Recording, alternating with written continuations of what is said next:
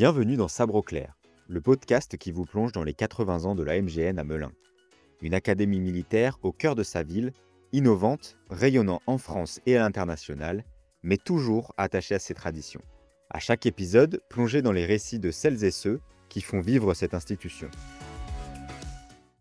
Bonjour mon capitaine. Bonjour.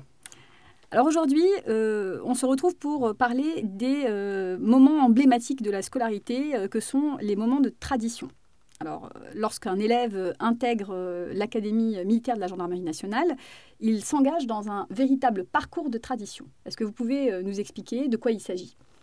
Tout à fait. En fait, il s'agit des jalons tradition qui se répartissent au fur et à mesure de la scolarité et qui ont pour vocation de transmettre à l'élève officier les valeurs clés attendues pour rejoindre le corps et pour que ces dernières puissent l'inspirer au cours de sa carrière. Alors, est-ce que vous pouvez nous expliquer très concrètement en quoi consistent ces moments de tradition ? Donc ces moments de tradition, c'est une montée en puissance. On commence de la manière la plus simple. On va commencer par leur remettre leur premier grade à l'occasion de la cérémonie des alphas, donc qui vient clôturer déjà une première formation militaire initiale. Il y a plusieurs grandes cérémonies qui viennent marquer cette scolarité. Je pense bien évidemment à la cérémonie des sabres, au cours de laquelle on remet le sabre personnel à l'élève officier pour qu'il puisse effectivement le garder et s'en inspirer le reste de sa carrière. Alors, les traditions, c'est censé apporter quoi à nos élèves ? Tout d'abord, il permet le développement d'un esprit de corps important. C'est toujours beaucoup d'émotions de prendre conscience qu'on fait partie d'une très vieille institution, qu'on marche dans les pas de nos anciens. Ensuite, ces traditions, en fait, elles s'accompagnent d'éléments qui sont toujours tout à fait d'actualité et j'ai envie de dire même opérationnels. Donc, l'ordre serré, par exemple, est très important au cours de ces cérémonies et de ces jalons de tradition. Et enfin, bien évidemment, ça permet tout simplement de susciter un élan collectif, la promotion qui reçoit donc ces jalons de tradition, mais également la génération du dessus qui elle, l'organise longtemps en avance et met beaucoup d'efforts pour permettre à leur filleul de vivre ces moments très forts. Donc ça permet également un lien très important intergénérationnel. Donc vous êtes en train de nous dire que finalement, la tradition, c'est quelque chose qui peut être revisité, les promotions peuvent s'en emparer et finalement la faire évoluer ?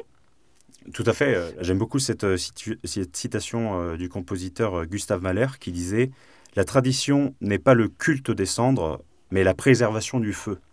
Donc en fait, l'esprit de la tradition, c'est la préservation du feu.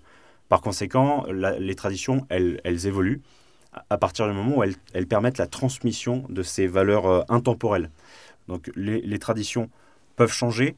L'intérêt, c'est qu'elles transmettent, qu'elles soient les vecteurs de ces vieilles valeurs intemporelles. Alors aujourd'hui, vous êtes cadre à l'Académie militaire de la Gendarmerie nationale. Il n'y a pas si longtemps, vous avez également été élève. Alors, est-ce que vous, à titre personnel, il y a un moment de tradition qui vous a plus particulièrement marqué, que ce soit en tant que cadre ou en tant qu'élève ? Alors, effectivement, j'étais élève il y a 4 ans. Donc forcément, pour moi, c'est relativement frais. J'ai en tête beaucoup de moments de tradition forts. C'est vrai que c'est 2 années qui sont particulièrement riches en tradition, en cérémonie, en échange avec nos anciens. Si je devais en choisir une, néanmoins, je reviendrai quand même sur cette cérémonie des sabres, qui est particulièrement marquante parce que c'est la première fois qu'on organise une grande cérémonie en présence des très hautes autorités, la présence des ministres, présence bien évidemment de nos familles, de nos proches. La promotion entière est rassemblée. Le cérémonial est vraiment particulièrement beau, marquant. On a notamment ce point culminant qui est la remise du sabre par notre parrain. Et en fait, ce rite qui est reproduit, c'est tout simplement celui de l'adoubement de la chevalerie, qui est un rite qui date de plus de 1000 ans. Donc, quand on pose ce genou à terre, quand on se voit remettre notre sabre comme avant les chevaliers recevaient leur épée, c'est quelque chose qui vient frapper l'esprit. Ça nous fait sortir du temps. C'est un moment très très puissant. Il y a ce silence vraiment solennel et c'est la véritable entrée dans le monde des officiers. Je considère qu'un élève officier devient officier à part entière lorsqu'il reçoit le sabre à l'occasion de cette cérémonie. Donc forcément, ça m'a marqué. Effectivement, c'est un moment très intense.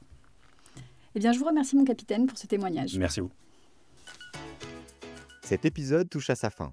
Un grand merci à notre invité pour son témoignage. Merci à vous d'avoir écouté Sabre au clair, le podcast de l'AMGN. On se retrouve très vite pour le prochain épisode. D'ici là, restez à l'écoute et en attendant, Sabre au clair.